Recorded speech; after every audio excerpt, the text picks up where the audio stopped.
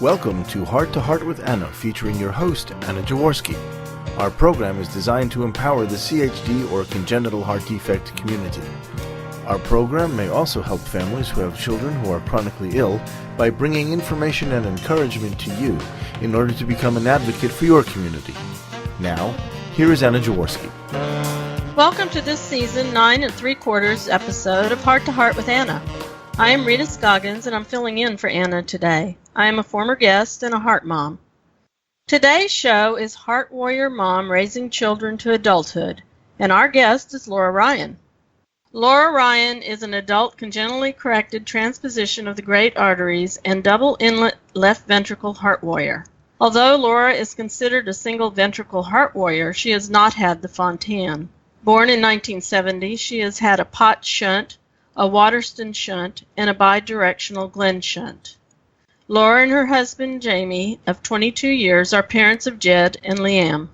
Laura has homeschooled her children and now has one teenager and one adult son. As a 47-year-old complex congenital heart defect survivor, Laura is unique in having survived her surgeries and the birth of 2 children. Even though raising children takes an enormous amount of energy, she was able to take care of the children as infants through their early years, and now even through teenage and into adulthood. Laura states that having children is the greatest, hardest thing ever. Welcome to Heart with Anna, Laura. Thank you. I'm happy to be here.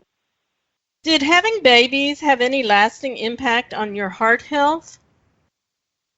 Not really. After the first baby, Jed, which was 24 years ago, I was told my heart was even stronger after giving birth and that I could go on to have as many more as I wanted as long as it was done before I turned 30. We tried to have more, and that didn't happen. I had 3 miscarriages in between. And then, lo and behold, as soon as I turned 30, about 2 weeks after, I found out I was pregnant. That's amazing that they said your heart was stronger after the first child. Did they give you a reason why that might be? Probably from what they were thinking was that being pregnant is like your heart being under exercise at all times because we increase the blood flow and your heart is working harder. And in my case, it made it stronger because exercise, for me, at any rate, was good for it. Well, that kind of exercise, I guess. That's what they assumed. Wow, and after the second child, the same thing happened. I'm sorry. That's amazing. That's great. What was it like for you chasing toddlers around? It was easy at that time, especially with the first one, because I was younger and had more energy. Although in New York, when he was little and in the snow, that was kind of rough because when the cold. But once we got to Florida, I didn't think anything of it. I didn't think I was any different. Once I had Liam, things were a little different because I was a little slower, and he watched a little more TV than most kids, I would say. Mm-hmm. That was a way to save your energy too, I suppose? Yeah, just to keep him quiet. Yeah. Right. Did having your children 8 years apart seem to make it easier or harder to keep up with them?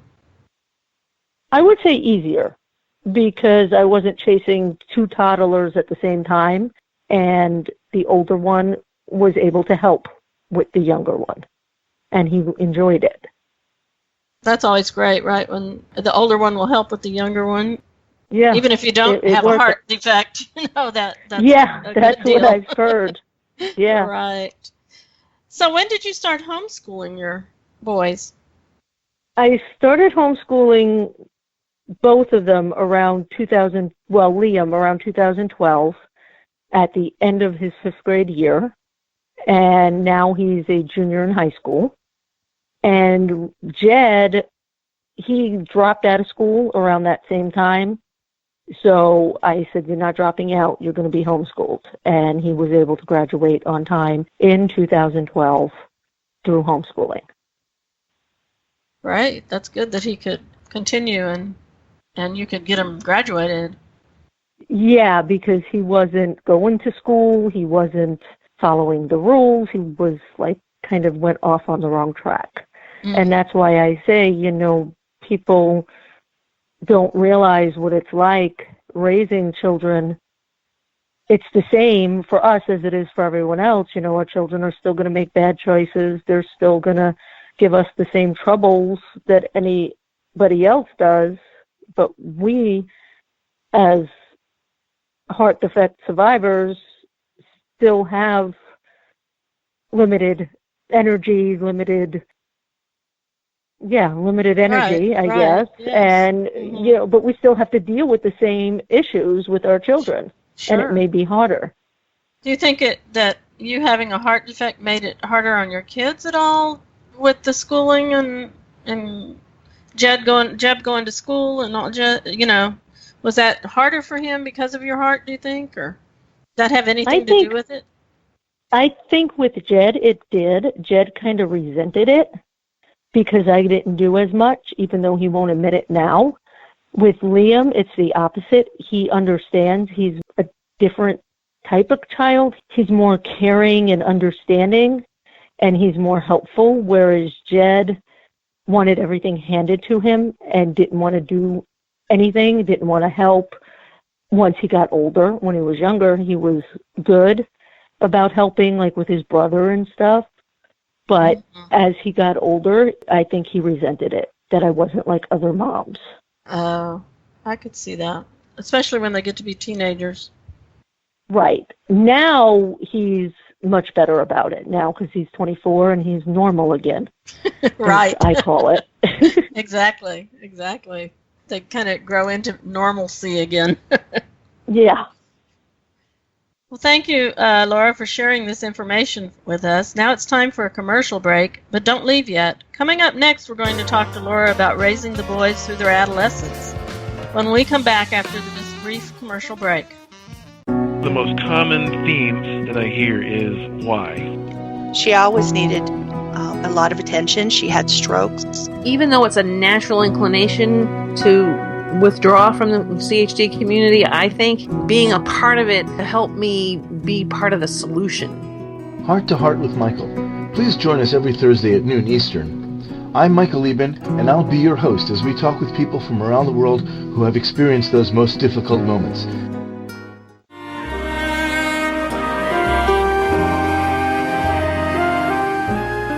Home Tonight Forever by the Baby Blues Sound Collective. I think what I love so much about this CD is that some of the songs were inspired by the patients. Many listeners will understand many of the different songs and what they've been inspired by. Our new album will be available on iTunes, Amazon.com, Spotify. I love the fact that the proceeds from this CD are actually going to help those with congenital heart defects. Enjoy the music. Home Tonight Forever. Welcome back to our show, Heart to Heart with Anna, a show for the congenital heart defect community. Today's show is Heart Warrior Mom Raising Children to Adulthood, and our guest is Laura Ryan. Laura is a heart warrior and a mom who cares for her children and even homeschools them. Laura, let's talk about the middle school years, which you know can be difficult. Were your children in any extracurricular activities? And if they were, how challenging was that for you? Let's see. Jed was in TV production after school and doing filming and things like that. And that's about it for him. And he basically got to and from by himself. He was more independent and had more freedom than Liam, mostly because he wouldn't let me take him places. He was just that type of child and still is, whereas Liam is more of a mama's boy. And was in and still is in some extracurricular activities. He did fencing for a while, and now he does Civil Air Patrol and church youth group. Jed also did church youth group. They didn't do anything too strenuous. Neither of them are really into sports. And driving them to and going back and forth, it's really not that challenging. Sometimes I'm a little tired or have a headache, like a migraine, and I don't want to, but I do it anyway because it's for my children. That's kind of what moms do, right? We do what we do what we have to. Right, exactly. So you don't think that your heart really has, other than probably being tired, affected their extracurricular activities that they were involved in? That didn't hold them back because you couldn't do it? I don't think so. That's great. Yeah, that's good. That didn't affect them. Were there ever not times, in that sense. Right. Were there ever times when the boys were growing up that you had trouble keeping up with them? I think you've kind of said, maybe a few times, but it doesn't sound like maybe you did. I did more so with Jed because he was more outdoorsy. Mm-hmm. He liked to climb trees, and like I did when I was a kid, I climbed trees and everything. But he loved to do that, and sometimes I couldn't keep up with him. But for the most part, no, I really didn't have that much trouble. Now I have trouble, but I think it's just anybody getting older has trouble. Right. I mean, as we get older, all of that gets to be harder for us. That's why we have kids when we're young. Exactly. How would you compare your children going through their adolescence to their early years? What was easier, do you think? The early years were easier. Well, more so with Jed. The early years were easier because as he grew up, like I said, he was a little resentful with me. Mm. And I think with my heart, he feels I didn't do as much with him as his friends' mothers did. And what kind of things do you think he felt that you weren't doing?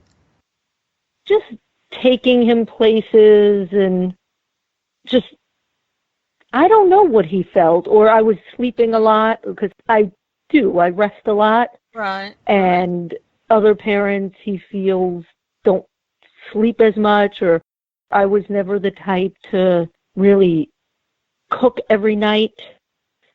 Neither was I. Or to make big meals. I would do it maybe once or twice a week. Mm-hmm. And I think he saw, like, his friends, he would go to his friend's house and the parents would be like, oh, come in, eat. And I was never that type of mother. Right. And he blamed that on my heart, but I don't think that was because of my heart. That's just because of how I was. That's exactly what I was going to. Right. I was just going to ask you, did you think that was because of your heart, or was it? We all have different personalities, so that has to come into play also. I think that's just the way I was, and I think he's realizing that now. But I think he resented it and blamed it on my heart. Oh, she's sickly, she can't do as much, that's why she doesn't cook, that's why the house isn't as clean. No, it's just because I'm not as good of a housekeeper as everybody else, because my mother wasn't, I mean, I wasn't taught to do those things. Right. It might have a little to do with my heart, especially now as I'm older, and I don't feel like doing those things because it wears me out. Right. And there's certain household things I can't vacuum without getting worn out. Mm-hmm. And I know that sounds weird, but no, actually, my daughter bought herself a Roomba. Roomba. Yeah. Because the vacuuming is, a lot for her to do. So, and my cardiologist even told me I shouldn't vacuum because it can pull the muscles in your chest. Ah. And I said, you need to tell my husband that because he thinks I can do it if I do it slowly or take my time. And he did. He told my husband, and he's like, no, and especially if it wears you out, you shouldn't do it. Right. A friend of mine also bought herself a Roomba. So, my daughter loves it. Yeah, I want one. But I have my children for that and my husband. That's right. She has her dog, so that won't work.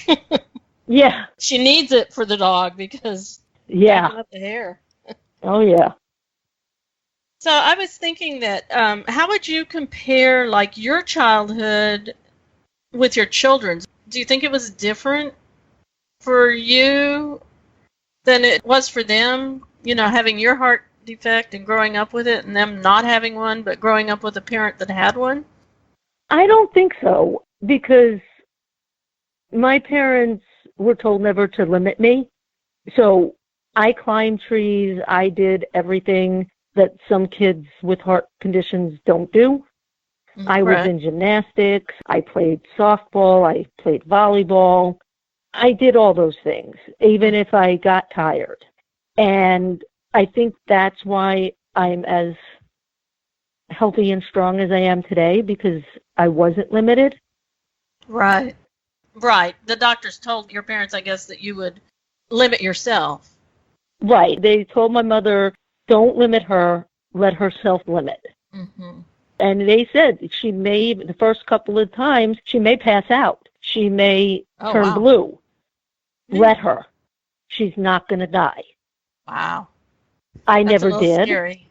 Yeah. Yeah, I never did. But I got to the point sometimes where I was huffing and puffing and, had a squat and sit down. Right, but then I knew how far I can push. Right. Their childhood was pretty much like yours, really. In some ways. I mean, in some ways it may have affected them because, like I said, I'm tired a lot. I don't do as much with them as my parents did with me. Okay. Because we were always outside. We were always in the pool. I don't do that as much. I never did. We never went all over the place, or if we did, like go to a water park or something, I would sit on the bench and send them off with each other or with friends. Because one thing I can't do is like stairs for the water slides and stuff like that. Right, yeah. I have trouble with those myself. Yeah. The older you get. Yeah. But I had trouble with those all the time. Right. Yeah, even when I was little. Sure. And we'd go to like a water slide in Pennsylvania where they had like 4 water slides. I could only do the small one, or I would do the big one once, and that was it. I always thought they should have elevators for those things. Yeah, I do too. They should have a conveyor belt or something. Right. That'd be great. To bring the people up. Thank you, Laura, for sharing this information with us. Now it's time for another short commercial break, but don't leave yet. Coming up next, we're going to talk to Laura about raising her children to adulthood. We'll be right back after this quick commercial break. When I saw so many of these CHG groups growing, I found family just ready to join me. Anyone who is a member of the adult congenital heart defect community can be a guest on our show. We have a great year planned, and we look forward to sharing other interesting topics. Heart to Heart with Nicole and David, serving the ACHD community, Wednesdays at noon Eastern. Did you know that most men suffer from beard itch, ingrown hairs, and a dry face, all because they're not using the right shaving tools? At woodrazor.com, we sell handmade heirloom quality badger hair brushes that exfoliate the skin, open the pores, and stimulate hair follicles, which gives a gentleman a closer, more comfortable shave and a clean face. Visit our website, woodrazor.com, where you can learn more about men's skincare and check out our professional shaving tools. A perfect gift for your man, built to last for generations. That's woodrazor.com. You are listening to Heart with Anna. If you have a question or comment that you would like addressed on our show, please send an email to Anna Jaworski at anna@hearttoheartwithanna.com. That's anna@hearttoheartwithanna.com. Now, back to Heart with Anna. Welcome back to our show, Heart to Heart with Anna, a show for the congenital heart defect community. Today's show is Heart Warrior Mom Raising Children to Adulthood, and our guest is Laura Ryan. We just finished talking with Laura about raising her children through adolescence, and now we're going to talk about raising children to adulthood. Laura, how has your role as a parent changed now that your oldest is an adult? Well, it's changed that I have to think more of him as an adult and not a child, and I have to kind of watch what I say and try not to pry too much or be too invasive or too, where you going, what are you doing, why'd you do that, don't do that, things you do with your younger children, and he's still living at home, so it's kind of hard, to not be that helicopter mom that you are when they're little. I think that's hard for most parents when their children become adults and it's a whole new role. Yeah. Do you think your heart condition has any bearing on that, or is that just a common thing you think with all parents? I think that's a common thing with all parents, trying to like cut the apron strings and, you know, let them go, but still keep them close at the same time, and kind of transform from that parent to friend, but still being able to be a parent at the same time, because you don't want to not be a parent because they still need a parent. Him especially, because he's a little immature for his age, and he was critically injured 4 years ago, which he's recovered from now. So there was that time, which was very hard on everybody, more so on me, I think. One, from being a mother, two, from having the heart problem. But I was a caregiver for him, and it made him like totally dependent on me for a year. Again, when he was in his 20s. I remember that time. Did that give you more of an understanding of how your parents, and especially your mom, had to be your caregiver? As, you know, obviously as heart parents were more of a caregiver, I think, than parents with children who are not chronically ill or have heart defects. Yes, it did. Especially, it made me realize, like, after surgeries, how hard it was on her to have to, like, do everything for me and make sure I didn't do too much. Right. And make sure I got my medicines on time. And just, yes, it made me realize that what the role of being a caregiver to an older child, especially since I was 16 and then 21 when I had my last two surgeries, yeah, it did make me realize and, like, appreciate her more, even though she had already passed away. Right. I bet it did give you a whole new understanding of that situation. Right, of what it was like to raise a child with a chronic condition. Correct. Yes. Well, do you feel that your health has changed over the 20 years that you've been raising children? I'm sure that there have been some changes over the past, more than 20 years now that you've been raising children. And how do you think it's changed? And do you think any of that has to do with actually being a parent? Yeah, it has changed. There was one point about, I'd say 10 years ago, where I had to go on medicine because my heart function had deteriorated. Mm-hmm. And I was on oxygen at night. And that lasted about a year. And then my heart function got a lot better, and my echoes started looking the way they looked before the heart function deteriorated. Right. So we don't know why that happened. And that was when Liam was about 4 or 5. Mm-hmm. So it could have been from the pregnancy, childbirth, and raising a toddler and doing too much, mm-hmm. is what they said, because I was over 30 by that time. And, right. They said it could have been just delayed and just from that, but it didn't last. My heart function now is back to the way it was 20 years ago. That's wonderful. That's great. Yeah. Except for now I have AFib, which started back in September. Yeah. And you're on medication for that, or? Yes. Yeah.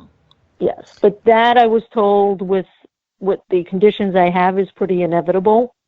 Right. That it happens sooner or later, and for me, it waited 46 years. So which is great. I mean, it's not good that you have it, but it's great that it took that long for you to develop it. Right. And it developed when I was on vacation. And that I was on vacation with Liam and a friend, and that I felt bad because I couldn't do a lot as much as the other mother was doing with her kids.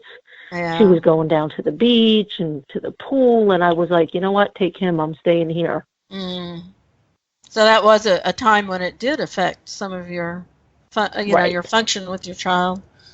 So what do you anticipate to be as the next big phase in your life? Do you see yourself becoming a grandmother? Hopefully.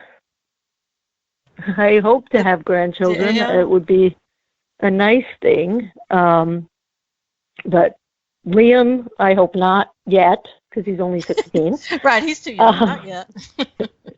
Jed needs to find a girlfriend first. That helps. But from what I'm told, he has one. I just don't know about her. Uh-huh. So, so I haven't met her yet. I don't know her name. I don't know anything about her. So. Well, you find that, one of your sons seems to be a little more secretive about things, and the other one seems to be much more open with you, which is interesting, and I think that has to do with personality again. Yeah, I think that has more to do with personality. And one is we're really close. I wouldn't say friends, because I don't like being friends with my kids when they're that age. We're I'm more his parent. Mm-hmm. But Liam and I are really close, and Jed and I never were. Mm-hmm. And I think a lot of that has to do with, one, we're like the same person. Him and I are so alike that we butt heads all the time. Since he that was can be born. A problem, right? Yeah. Yeah, and I think he has some kind of resentment, whether it's real or imaginary, about my heart. He feels I never did what other moms did, even though in my eyes, I think I did. Mm-hmm. It's all perspective, too, I suppose. Right. Yeah, right. And even my husband would explain to him, look, Mommy can't do it. She doesn't feel good. Give her a break. And he just never got it. Right. Well, it seems to me you've done a wonderful job raising your children. Both of your sons seem like they're great guys. We all have different personalities, and I think they're both. I've actually met both of them, so really enjoyed. You have. Yes, and have enjoyed meeting them. So I think they're great. Thank you. Laura, what is the best advice you have for heart warriors raising children today? I would say just do your best. Yeah, just do the best you can. And don't worry about what other people think or even what your children think, because in the end, they're going to love you for what you do. And they're your children, they're your family, and that's all that matters. That's great advice, Laura. Thank you. This concludes this episode of Heart to Heart with Anna. This is Rita Scoggins filling in for Anna. Thanks for listening today. Please come back next week on Tuesday at noon Eastern Time. Until then, please find and follow our radio show on YouTube. And remember, my friends, you are not alone. Heart to Heart with Anna is a presentation of Hearts Unite the Globe and is part of the Hug Podcast Network. Hearts Unite the Globe is a non-profit organization devoted to providing resources to the congenital heart defect community to uplift, empower, and enrich the lives of our community members. If you would like access to free resources pertaining to the CHD community, please visit our website at www.congenital-heart-defects.com for information about CHD, the hospitals that treat children with CHD, summer camps for CHD survivors, and much, much more.